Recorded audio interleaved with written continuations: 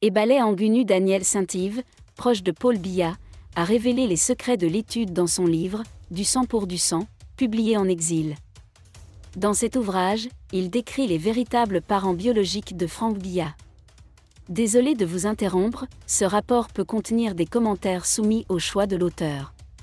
S'il vous plaît, si vous êtes nouveau sur cette chaîne, veuillez vous abonner et activer la cloche de notification.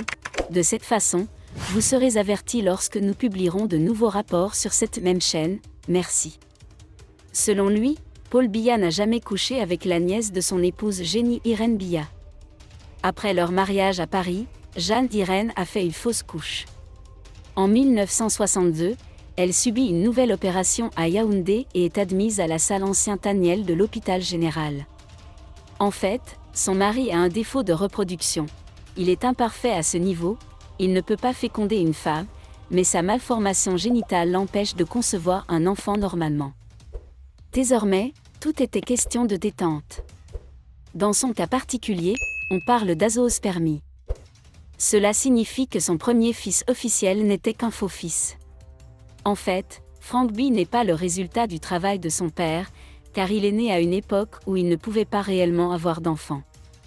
Les enfants nés du deuxième mariage étaient les siens car il avait suffisamment de temps et de moyens pour terminer le traitement.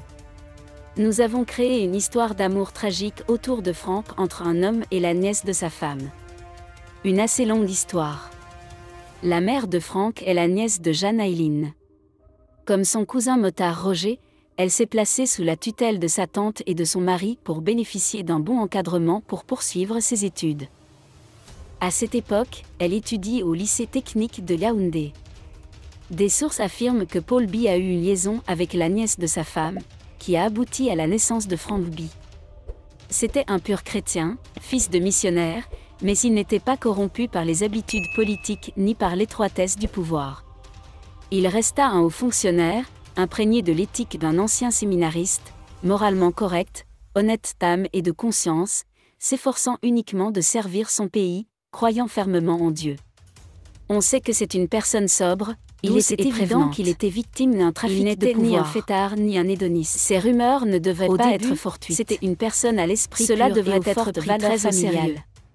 Des mesures doivent être prises pour éviter cela, notamment l'installation de brouilleurs autour de cette prison, au charme d'un enfant, comme l'a suggéré Cheikh Ali Assad sous sa surveillance plateau dimanche dernier. Au contraire, certaines personnes estiment que, étant donné que la prison est une prison sensible aux enfants de la famille, dépourvue de système de sécurité adéquat, la nièce a remarqué qu'elle était un grand terroriste de Boko Haram. Elle a paniqué et la sécurité doit être encore renforcée. Sa tante a été informée. Ou alors il vaudrait mieux les transférer dans d'autres prisons avec son mari, plus sécurisé. Elle prend rapidement une décision. Michel Fotso lui retirer l'enfant pour qu'il ne devienne pas parce que, enfant illégitime. Selon la rumeur, il envisageait de s'évader de la prison centrale de fils adoptif, ce qui ne change rien à la première situation qu'il ne soit trop tard. Au fond, il n'y a aucun problème à ce qu'il soit toujours l'enfant de sa mère. Le cas de Martinez, car on ne peut jamais le considérer comme un désordre soigneusement entretenu par des institutions qui se disputent le pouvoir. En revanche, il lui fallait absolument tente de manipuler et de distraire l'opinion publique, qui attend la fin des hostilités pour savoir désespérément un enfant qu'il a accepté de donner son nom à l'enfant à naître et de le reconnaître.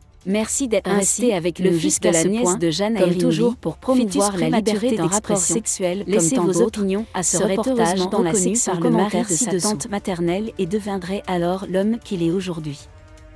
Le célèbre Franck Biya. Alors que l'entourage du président devient essentiellement gay, Jeanne Irène commence à sentir un fossé grandissant entre elle et lui. Le chef de l'État n'avait pas honte d'elle, car il pouvait aller et venir dans le palais avec les hommes à sa guise. Ses partenaires sont principalement son entourage immédiat, ses associés et autres fonctionnaires. À travers cette pratique, il s'est assuré de développer son énergie spirituelle et son champ magnétique. Il estime que c'est très important pour le chef de l'État. Pour que cela vous donne plus de résultats, vous devez le faire très souvent. Quitte à gêner sa femme. Merci d'être resté avec nous jusqu'à ce point, comme toujours pour promouvoir la liberté d'expression. Laissez vos opinions à ce reportage dans la section commentaires ci-dessous. Si vous avez aimé cette vidéo, merci de liker, partager, commenter et surtout vous abonner à la chaîne. Et on se retrouve très vite pour une prochaine vidéo.